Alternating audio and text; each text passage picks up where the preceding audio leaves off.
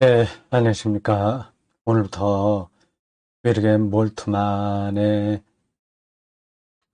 최근 번역된 책, 나는 영생을 믿습니다. 강독 시작하겠습니다. 이 책이 별로 부피가 많이 나가지 않기 때문에 쉽게 끝낼 수 있을 것 같습니다. 이 책이에요. 어, 손에 딱 들어옵니다. 간단한 책이에요. 하드카바로 됐고, 신앙과 지성사에서 만들었습니다. 정성 들여서 만든 것 같아요. 표지 한번 보실까요? 이렇게 되어 있습니다. 표지.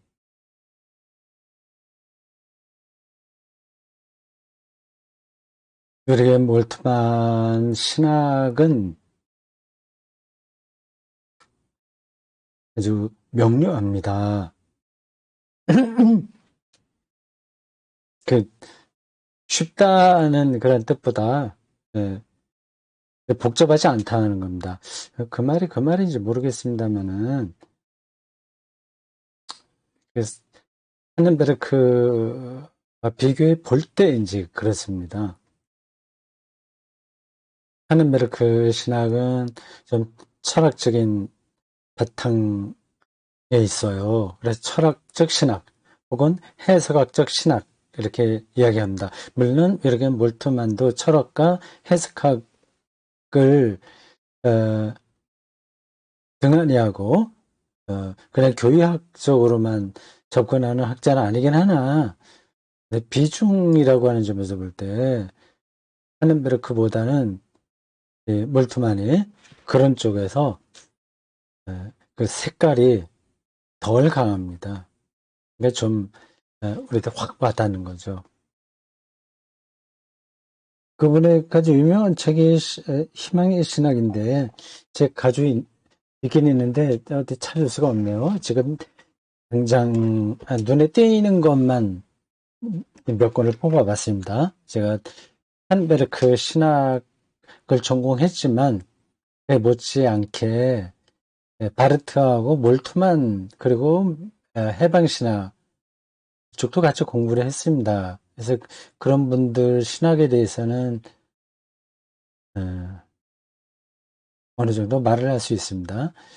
이분의 책을 한번 제 서재 당장 손에 잡을 수 있는 거 그걸 보여드릴게요. 이렇게 있습니다.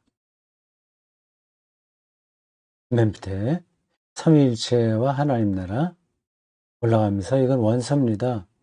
곧 인대의 쉐풍 창조 안에 있는 하나님 생명의 영 삼위일체와 하나님의 역사 이 어떻게 된 거죠? 이맨 밑에 있는 거하고 제목이 비슷하네요. 똑같은 책을 이승근 박사하고 김균진 선생이 서로 다르게 번역을 한 건가? 잠깐 좀 확인해 보겠습니다. 예, 요, 요 사진 그대로 찍은 거, 요거예요, 요 책. 제가 가지고 있습니다.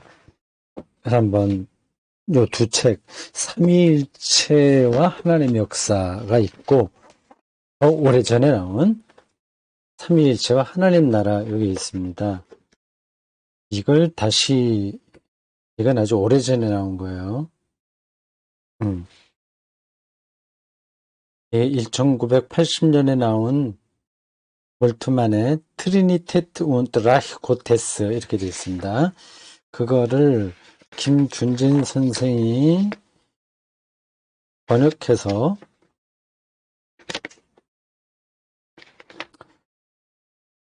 1982년도에 냈군요. 굉장히 빨리 냈습니다. 원서 나온 지 2년 만에 냈네요. 김준진 선생이 번역한 트리니테트 und Reich des Gottes 다시 한번 읽어보겠습니다. 제가 정확하게 얘기했나? 트리니테트 und Reich Gottes, Reich Gottes 하나님 나라 이렇게 되어 있습니다. 요건 이제 이신금 박사가 번역한 비슷한 제목의 책입니다. 이 책도 원래 똑같은 책에서 번역을 했나? 그렇지 않군요. 이 책 원제는 인데어 게슈테 데스 드라이 아이니겐 고테스 삼위일체 하나님의 역사 안에서 돼 있는데 다른 책이군요. 모르겠어요. 비슷한 거를 다시 편집을 한 건지 어떤지. 차례를 잠깐 볼까요? 좀 다르네요. 네, 이 두 책 제목은 비슷한데 네, 다른 책입니다.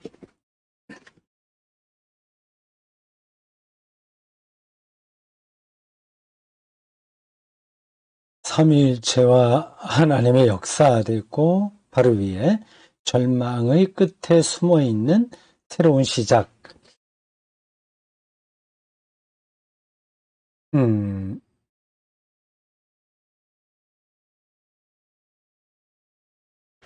요 책입니다. 요게 우리가 같이 강독할 요 책하고도 많이 연관이 돼요.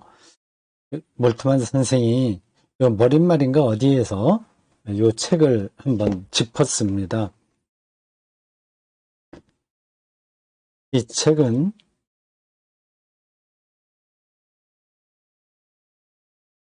제목이 이렇습니다. 번역을 했는데 원제는 이렇습니다. im Ende 끝에서 그리고 줄 하나 긋고 der Anfang 그 시작이다. 끝 안에 있는 태초 시작 이거예요. Ende Anfang 이건 대립되는 단어인데 그걸 같이 엮어냈습니다. 같이 묶었어요. 마지막 안에 시작이 있다 이런 뜻이죠. 제목을 의역으로 그렇게 번역을 했습니다. 절망의 끝에 숨어있는 새로운 시작. 아인의 클라인의 호프농슬레리 하나의 작은 희망론 이렇게 됐습니다. 희망의 신학 저기 어딘가 있을 텐데 지금 희망의 신학 여러분들에게 책을 보여드리지 못합니다.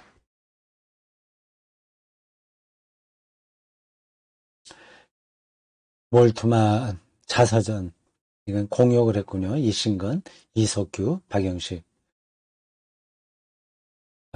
성령의 능력 안에 있는 교회론입니다. 그리고 맨 위에 있는 게 이것도 이제 희망을 주제로 한 몰트만의 작은 책자입니다.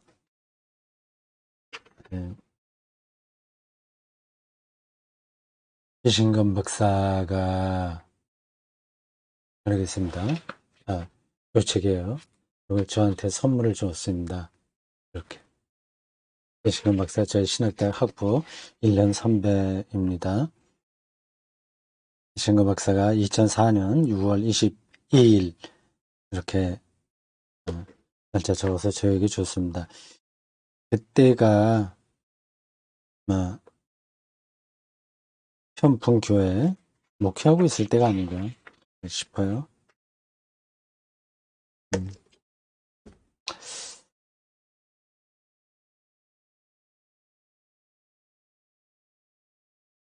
제가 비교적 다른 신학자보다 몰트만의 신학책을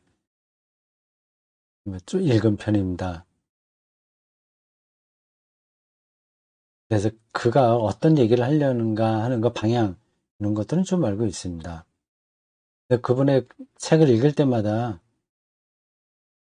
느끼는 거는 이제 명쾌하다 그 내용이 그거였습니다. 하는베르크하고는 좀 달라요. 누가 높다 낮다 더 뛰어나다 아니다 그 얘기 아니라 글 쓰는 방식이 좀 그렇습니다. 그래서 이 볼트만의 책을 통해서 신학의 개념 이런 것들을 많이 배워서 교과서로서 좀 뛰어난 글이라고 생각합니다. 종말론에 대해서도 그분의 희망의 신학이라는 책을 통해서 좀 더 정확하게 더 안으로 들어갈 수 있었습니다. 앞으로 이분의 이 책을 읽게 돼서 얼마나 참 기쁘다. 그렇게 말하면 좀 너무 천편일률적인 표현인데 기대가 되는 겁니다. 이 거의 뭐 마지막 책이라고 할 수 있어요. 그분의 유고집이라고 유고집이라고 하나요? 마지막 나오니까 뭐 지금 뭐 더 쓰시겠습니까? 앞으로 책을요. 뭐 강연은 몇 군데 다닐 수 있겠지만 쓰지는 못하겠죠. 이렇게 몰트만 박사 1926년 출생이시네요. 오래 사셨습니다. 90, 네, 95년 사시는.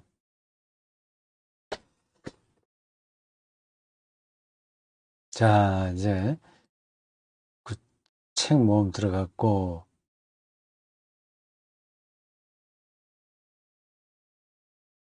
그러면 저도 작게 해서 들어가고,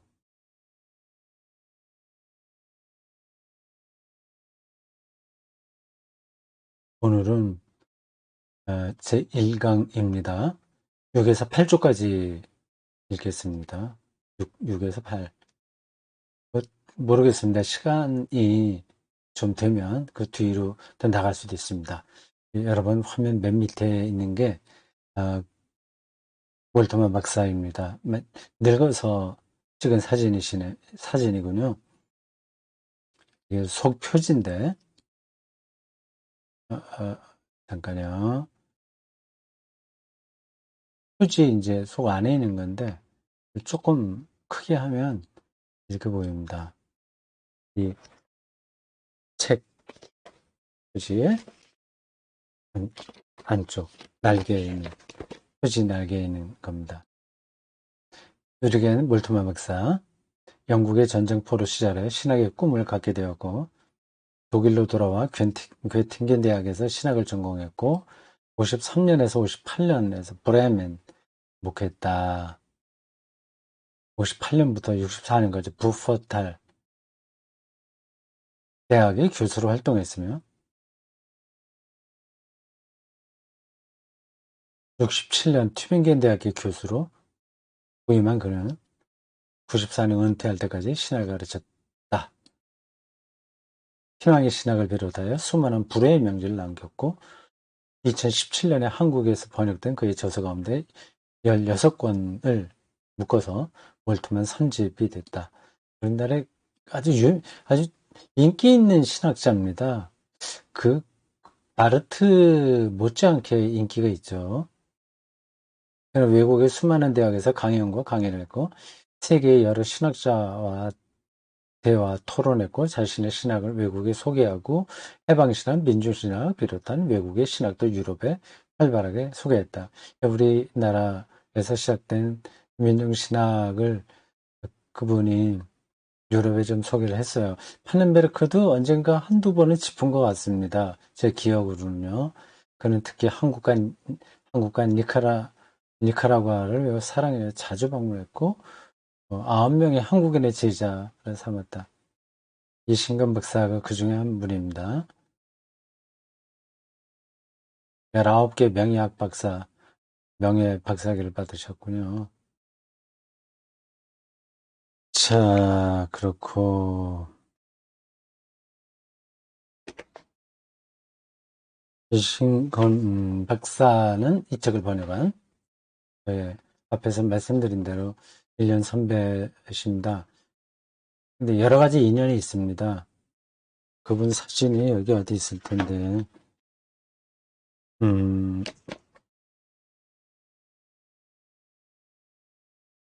요거를 이제 좀 줄여서 다시 제자리에 들어가겠습니다.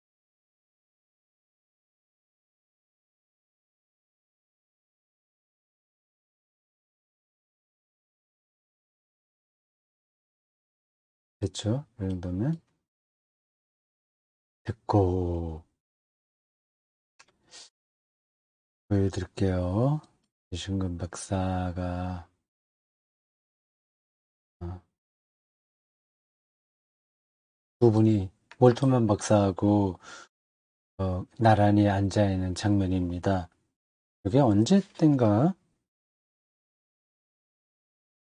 이게 뭐 적혀 있긴 한데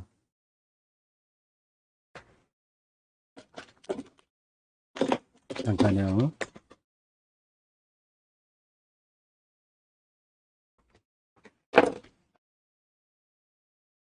저 사진이 날짜가 안 나왔네요. 여기에 뭐 오후 4시 뭐 장소 한국기독교 100주년 기념회관 수강당 어디 아마 특강 할 때 통역하신 것 같습니다. 신학대학에서도 같이 제가 학부 시절 같이 있었고요. 대학원은 여신관 박사는 연대 가셨나, 한신 가셨나, 연대 가셨을 겁니다. 저는 서울신학대학 대학원 가고요. 그리고 뭐 그 외에 이거저것 여러 가지 인연이 많이 있는데 독일에 유학 갔을 때도 잠시 같이 있었습니다. 저는 이런저런 사정도 있고 또 자신도 없고 해서 금방 유학 갔다가 돌아왔지만 여신관 박사님은 굉장히 빠른 시간 안에 5년 만에 제가 기억하기로는 학위를 받고 왔습니다. 뛰어난 그 지적인 능력이 있는 분이죠. 그러니까 유학하고 있을 때 우리 동기 그 서울신학대학 동창들 유학하고 있거나 거기 목회하고 있는 분들하고 같이 그 어, 베를린 여행 갔던 게 기억나네요. 그때는 83년, 84년 뭐 이럴 때니까 통일되기 전이죠. 동독, 서독 나눠져 있을 때죠. 자, 그럼 뭐 나중에 틈틈이 생각나면 뭐 번역자에 대해서는 조금 더 얘기를 하도록 하겠습니다.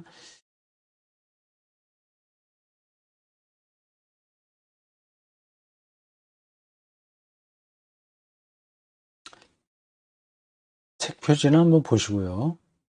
책 한 권씩 다 구입해 보시죠. 이건 두고두고 읽어도 됩니다. 책이 이렇게 딱 예뻐요. 딱 손에 딱 들어옵니다. 이런 책들은 대가가 쓴 거잖아요. 두고두고 읽어도 그 생각할 거리를 많이 줄 겁니다. 자, 책 표지 들어가겠습니다. 첫 번째, 이제 6쪽과 7쪽입니다. 6쪽에서 8쪽입니다.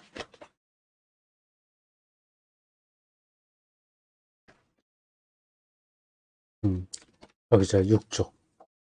네, 제가 똑딱이 사진기로 찍어서 이미지 파일로 해서 여기 OBS 여기에 옮겼습니다.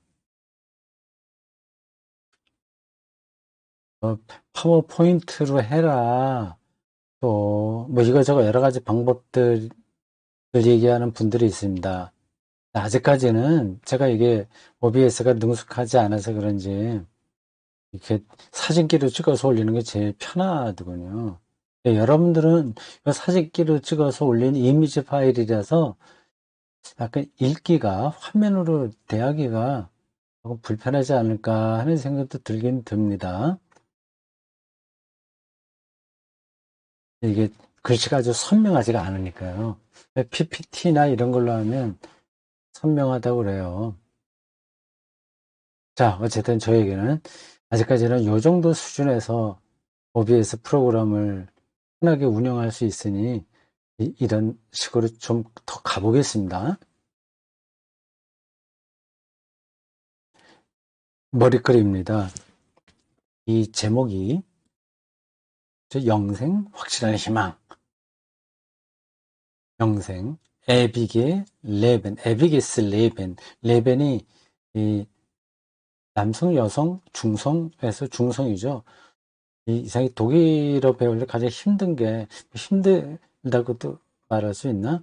까다로운 게 그 모든 그 단어에 그 명사에 성이 있는 거예요. 근데 그거 성에 따라서 정관사, 부정관사 이게 또 달라지거든요. 내가 뭐 하다 보면 저절로 알게 되는데 어쨌든 뭐, 그게 뭐 까다롭습니다. 격 변화도 있고 그래요. 레이벤이 중성이죠. 다스 레이벤 이렇게 합니다. 여성이었다고 한다면 디 레벤이라고 해야 되겠죠. 독일어 옛날에 제2 외국어로 배우신 분들은 그 격변화, 정관사 이런 것 많이 외우신 기억이 있을 겁니다. 데어 데스 댐덴 뭐 이거 디 데어 데어 디 뭐 이렇게 하죠. 자, 머리글 제일 처음에 나오는 겁니다. 영생, 확실한 희망. 영생은 보세요. 영생이 여기 있다 없다 이렇게 얘기하는 게 아닙니다. 실체론적인 그 존재론을 우리가 넘어서야 돼요. 희망입니다. 희망의 문제예요.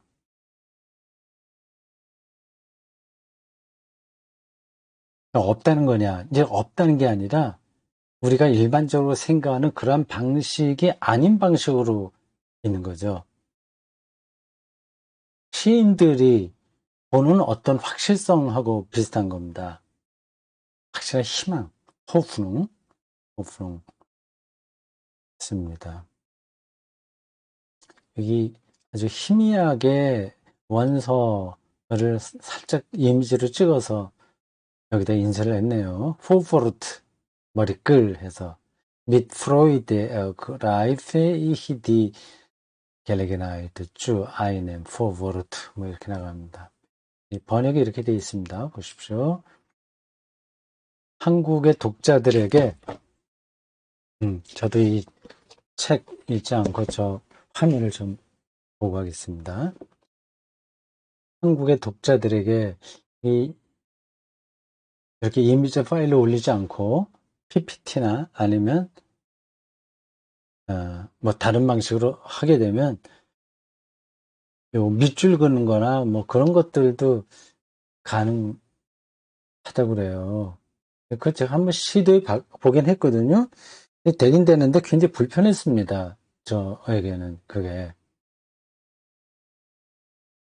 한국의 독자들에게 이 책의 머리글 포브워드를 쓸 수 있는 기회를 나는 기쁘게 받아들인다. 이 몰트만 박사가 친절해서 그렇습니다. 그리고 번역자인 이신간 박사의 부탁 때문에 그렇게 했겠죠. 누가 아무나 내가 당신 책 번역하니까 따로 우리 한국 독자들을 위해서 뭐 머리글 좀 써라. 그럼 그렇게 쓰지 않습니다. 좀 친분 관계가 있어야 되는 거죠. 이신간 박사와 몰트만 아주 가까운 사이니까 기꺼이 그렇게 쓴 것 같습니다. 왜냐하면 이 책은 나의 마지막 책이 될 것이기 때문이다.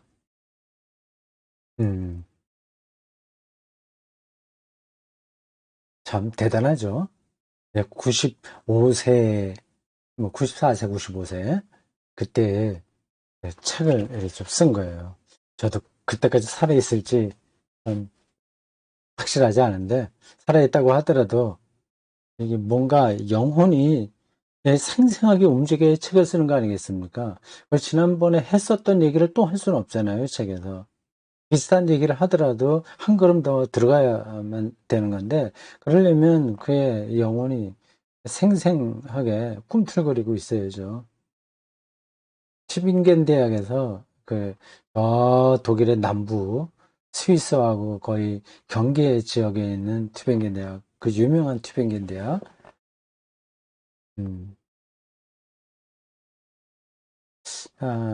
한스 퀸도 튜빙겐 대학에 있죠. 제가 알고 있기는 그렇습니다. 그 대학에서 나의 지도 아래 박사학위 논문을 쓴 이 책의 번역자 이신건 박사에게 감사를 표한다.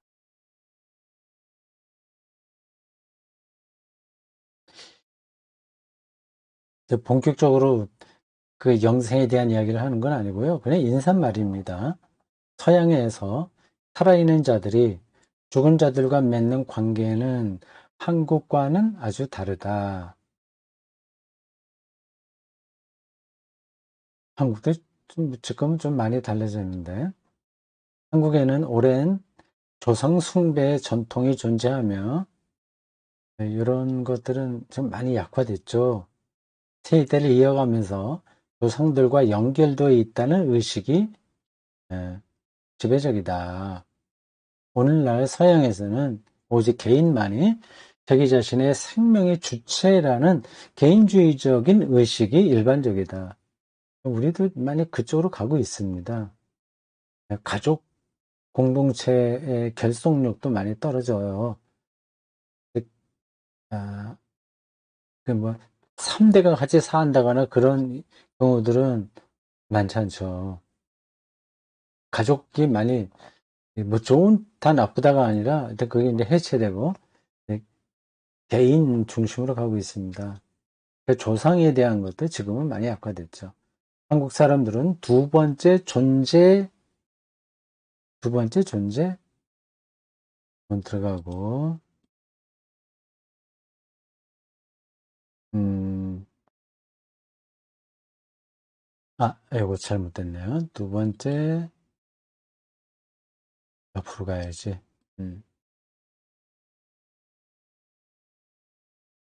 두 번째 존재 방식 속에, 죽음 이후를 얘기하나? 두 번째 존재 방식 속에 현존하고 있는 조상들에 관해 말하지만, 어딘가 조상이 지금 있어서 우리 후손들을 보살피고 있다는 생각인 거죠. 그렇게 시골에서도 지금 시골에 사시는 분들은 뭐 그렇게 또 많이 생각하는 것 같습니다. 특히 그 위험한 일을 하신 분들은 더 그런 것 같아요. 뭐 조상님에게 뭐 절하고 뭐 그러잖아요. 오늘 그 고기 잡으러 나가는데 좀 많이 잡을 수 있게 해달라. 이렇게 고사 이렇게 절도 하고 그렇게 하는 일들이 있죠. 오늘날 서양에서는 오직 빠르게 망각되는 고인들만 존재한다. 음. 독일에서는 점점 더 많은 사람이 이름 없이 매장되기를 바란다. 어, 우리나라에도 지금 그런 경향으로 가고 있습니다. 뭐 가족 묘지 이렇게 하는 데가 드물죠. 음, 그리고 자기 시체를 그, 어, 뭐 의학 실험하는데 시신 기증하기도 하고요. 음, 그리고 화장하고 그렇게 많이 합니다. 조상들의 무덤을 보려고 하지 않거나 그들을 회상하지 않으려고 한다. 한국에서는 추석에 조상들의 무덤을 찾아가며 조상들을 기리는 추모 행사를 갖는다. 죽음 문제를 얘기하고 하기 위해서 이제 인사말에 하여튼 어, 어떤 생각할 수 있는 그 한국 사람과 독일 사람, 자기는 독일 사람으로서 그랬었지만 이제 한국 독자들과 대화할 수 있는 그 끈앞풀 같은 것들을 이야기하는 거죠. 한국인들은 기나긴 족보책을 가지고 있지만 이거는 좀 뭔가 약간 과장된 것 같아요. 족보 가지고 있는 사람들이 우리나라에 뭐 몇 프로나 되겠어요.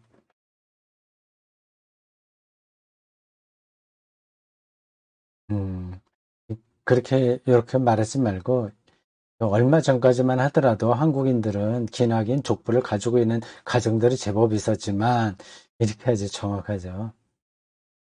이 신금 박사가 이럴 때는 이 선생님에게 조언을 해서 지금 상황이 이러니까 조금 표현을 바꾸는 게 나을 것 같습니다. 그렇게 하셨으면 좋았을 텐데. 일전에 이 신건 박사하고 한번 통화했습니다. 제가 이걸 강독하려고 하는데, 그, 그 책, 이거 좀, 복사해서 이미지 띄워서 강독하면 어떻겠냐, 괜찮냐, 이렇게 번역자에게 허락받기 위해서 전화한다 했습니다. 자기 기꺼이 하고 했고요. 또 번역한 그 한글 파일, HTTP인가? 하여튼 한국 파일을 저한테 보내줬어요, 메일로. 그걸 뭐 PPT 만들어서 하든지 어떻게 하든지 그러면 조금 더 선명하게 잘 나온다고 얘기를 하던데, 제가 몇 번 시도해 보긴 했습니다. 오늘 첫 강 하기 전에. 제 실력으로는 그 파워포인트 만드는 게 일단 어떻게 하는지는 알긴 알겠어요. 근데 그 에너지가 많이 들어가더라고요. 네, 그래서 약간 유보해 둔 상태고 늘 하던 식으로 지금 카메라 찍어서 이미지 파일을 여기 띄워서 지금 하고 있습니다. 그렇지만 독일에서도 죽은 자들은 신비한 방식으로 현존하고 있다. 아우슈비츠에서 죽은 자들은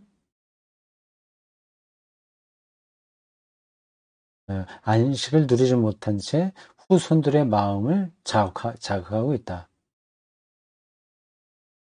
이건 어떻게 된 게 유대인들인데 어떻게 독일에서 이제 많이 그런 일을 많이가 아니라 주로 독일에서 그런 일이 벌어졌으니까. 근데 아우슈비츠가 폴란드에 있나요? 그 지역이. 지금 제가 기억이 가물가물하네요. 어쨌든 아우슈비츠 그 문제를 다루고 있습니다. 안식을 누리지 못한 채 후손들의 마음을 자극하고 있다. 우리는 조상들의 죄책을 감수해야 하며 과거에 대한 책임을 넘겨받아야 된다. 약간 다른 방식으로 조상과 오늘 현대인들이 그 독일에서도 연결되어 있다 얘기죠. 오늘날 개개인은 추모 문화 속에서 역사적 의식을 세워나가야 하며 조상들과 종교적인 관계를 발전시켜야 한다. 만약 그렇게 하지 않는다면 자녀들의 미래는 그들에게 대수롭지 않은 일이 되고 말 것이다. 그러고 음, 머릿말은 다 읽어야 되겠죠? 음.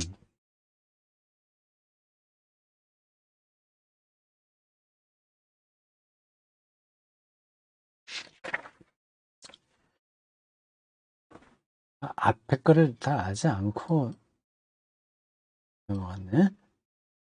대수롭지 않은 일이 되고 말 것이다. 이게 조상들 그 문제 책임 있게 관계를 맺어야 된다는 얘기입니다.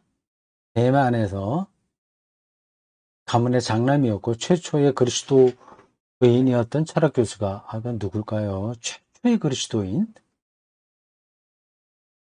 철학 교수가 자신의 조상을 포기해달라고 내게 부탁한 일이 있었다. 나는 다음과 같은 말로 그의 조상들을 축복해 주었다. 예, 조상들을 축복해 주었다. 당신의 조상들은 그리스도를 알지 못했습니다.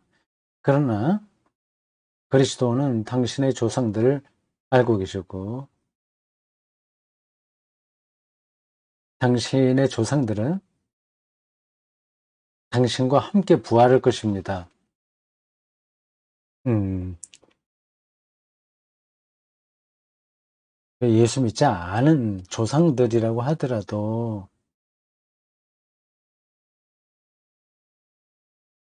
지금 예수를 믿고 있는 당신과 함께 부활한다, 이렇게 얘기하잖아요. 이게 무슨 뜻인지를 알아야죠. 예, 한국의 보수적인 신자들은 이런 말 들으면 기겁을 할 겁니다. 교회 밖에도 구원이 있단 말이냐 하는 거죠. 사실은 근데 교회 범주도 어떻게 정하느냐에 따라 또 달라지는 거죠.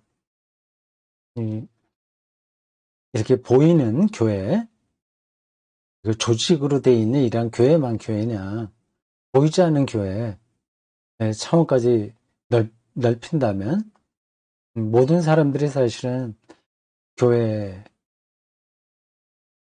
영역 안에 있다 그렇게 말할 수 있어요.